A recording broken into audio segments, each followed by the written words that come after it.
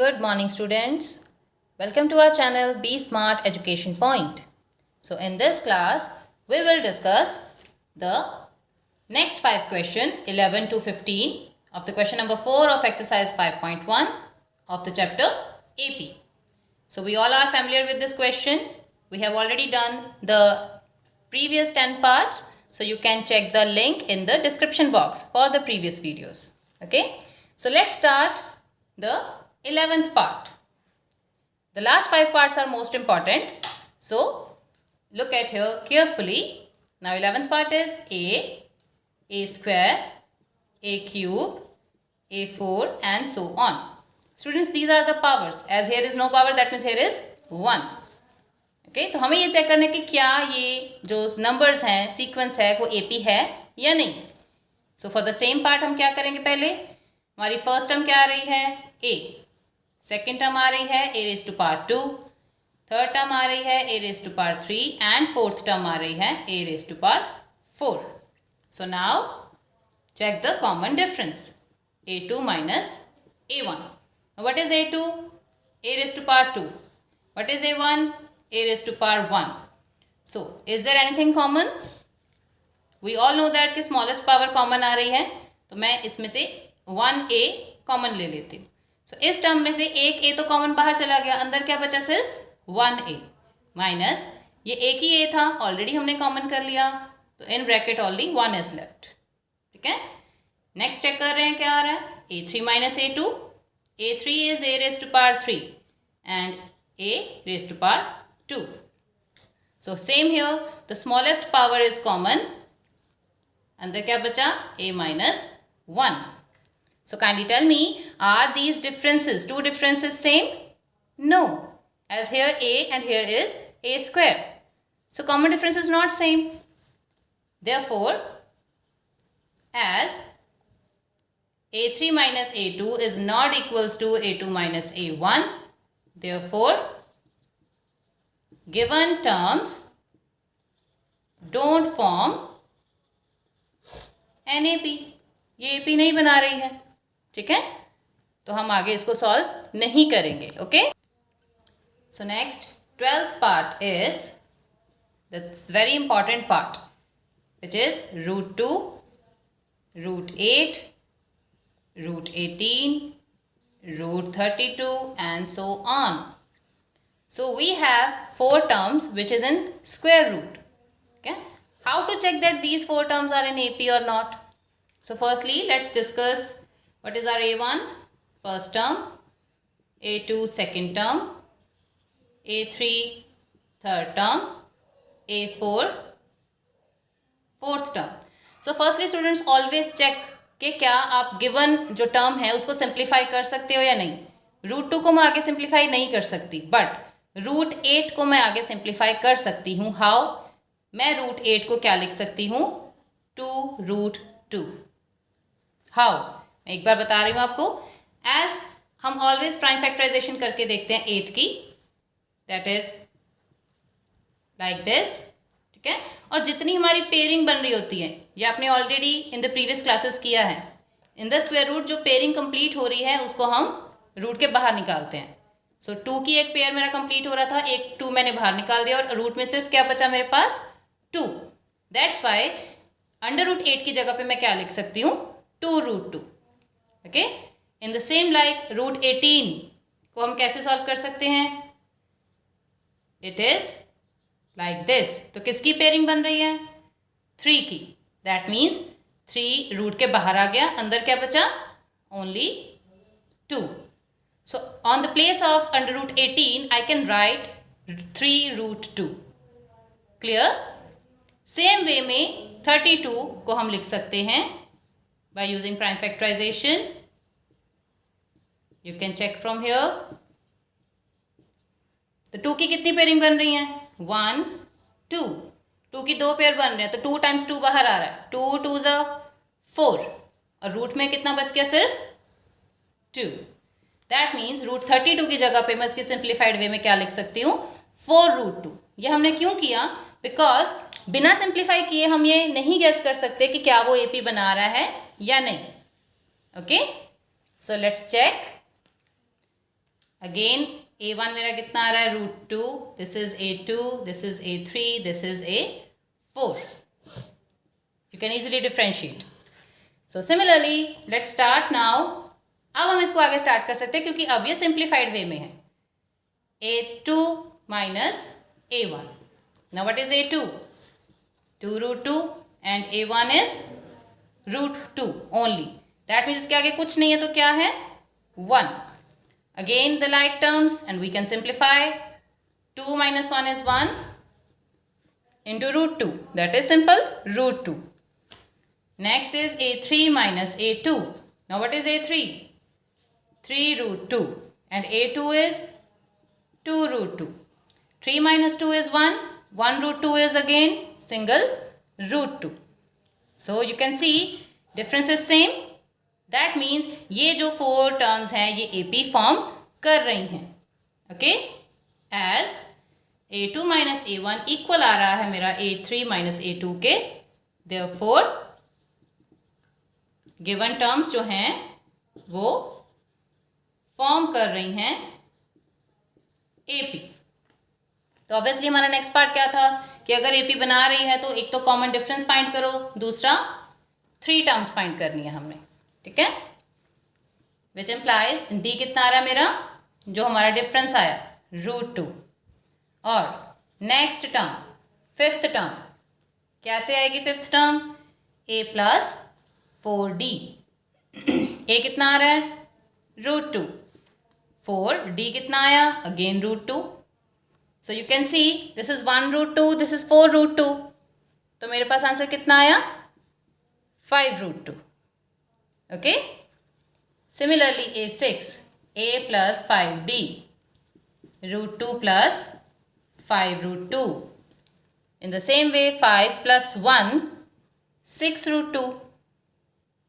a7 कितना आ रहा है a plus 6D. Same way 6 plus 1 7√2 because they are like terms. That's why I can add. So these 3 are the next 3 terms. Therefore, next 3 terms are कौन सी आई हैं? 5√2, 6√2, 7√2. Answer. Okay. So next 13th part is question is √3, √6, √9, √12 and so on. तो अगर अब हम ये question देखते हैं, अगर मान के चले रूट ना होता तो ये टर्म AP में होती. 3, 6, 9, 12 डिफरेंस 3, 3 का आ रहा है और ये 3 का मल्टीपल्स हैं. बट अब ये सारे नंबर्स क्या हैं? स्क्वायर रूट में हैं. So don't get confused. So firstly write down the terms और हम चेक करेंगे कि क्या ये AP फॉर्म कर रही हैं या नहीं. Like this. ओके. नाउ क्या करना था अब हमें? a2 माइनस a1 चेक कर रहे हैं. a2 कितना आ रहा है √6 और a1 कितना आ रहा है √3. अगर आप देखो इसमें कुछ कॉमन आ रहा है या नहीं, तो मैं क्या देख सकती हूँ कि √6 को मैं क्या लिख सकती हूँ √2 इंटू 3. ठीक है, जिसमें से √3 मेरा कॉमन आ रहा है. मैंने √3 कॉमन कर लिया. इन ब्रैकेट मेरे पास क्या बचा? ये चीज़ √2 माइनस 1. इसमें से √3 बाहर आ गया, अकेला √2 बचा. इसमें से √3 बाहर आ गया, सिर्फ 1 बचा. ओके. नेक्स्ट चेक कर लेते हैं. a3 minus a2. a3 कितना आ रहा है √9 और a6 कितना आ रहा है a2 कितना आ रहा है √6. सिमिलरली √9 मुझे सबको पता है, हम सबको पता है कि √9 कितना होता है सिंपल 3. और √6 में मेरे पास सिर्फ रूट की टर्म्स आ रही हैं, दोनों √2 और √3. ठीक है, कुछ कॉमन नहीं आ रहा. दैट मीन्स इसको हम एज इट इज लिख सकते हैं. It is 3 minus √6. सो क्या √3 इंटू √2 माइनस 1 इक्वल है 3 माइनस √6 के? ये दो डिफरेंस आपस में सेम नहीं आ रहे हैं. Therefore as a3 minus a2 not equals to a2 minus a1, therefore given terms don't form an AP. Okay. So 14th. Next is 14th question. Now what is the question? 1 raised to power 2, 3 raised to power 2, 5 raised to power 2, 7 raised to power 2 and so on. That means odd numbers की squares आ रही हैं. ठीक है. So it's easy. अगर मुझे पता हो कि ये AP है तो मैं next find कर सकती हूँ. Maybe it 9 raised to power 2, it is 11 raised to power 2. But before that हमें ये चेक करना है कि क्या ये AP बना रही है या नहीं. So for that let's firstly simplify the terms. 1 raised to power 1 is 1. A2 is 3 raised to power 2, which is 9. Okay. A3 is 5 raised to power 2, which is 5 into 5, 25. And A raised to power A4, 7 raised to power 2, which 7 into 7, which is 49. So squaring का मतलब क्या है? 2 times. 3 की square का क्या मतलब है कि 3 को आपको 2 times मल्टीप्लाई करना है. 5 की स्क्वायर का क्या मतलब है कि 5 को 2 times मल्टीप्लाई करना है. सिमिलर बेस पे 7 की स्क्वायर का क्या मतलब है? 7 को 2 times मल्टीप्लाई करना है. तो हमारे ये आंसर्स आ रहे हैं सिंप्लीफाइड वे में. ठीक है. सो नेक्स्ट अब हमें ये चेक करना है कि क्या ये जो हमारे सिंप्लीफाइड आंसर्स आए हैं क्या ये AP बना रहे हैं या नहीं. सो फॉर दैट हम क्या करेंगे? Again A2 minus A1. Now what is my A2? 9. A1 1. Answer is 8. Same A3 minus A2 check करते हैं. A3 is 25 and A2 is 9. Answer is 16. So are these two different same? No. That means as A2 minus A1 not equals to A3 minus A2, therefore जो given terms हैं, given terms don't form an AP. Don't form an AP. Clear? So next we have our 15th and last part of the question number 4 and the exercise also. Now what is the statement? It is 1 square, 5 square, 7 square, 73 and so on. This is my sequence. So firstly हमारा first step क्या होगा कि इसको simplify करना because ये squaring चल रही है. So 1 square का meaning 1. A2 कितना आएगा? 5 square means 5 into 5, 25. A3 7 square. 7 square का meaning 7 into 7, 49. And last already in simplified way 73. 1, 25, 49, 73. So अब ये 4 numbers AP में हैं या नहीं? For that हम क्या चेक करेंगे?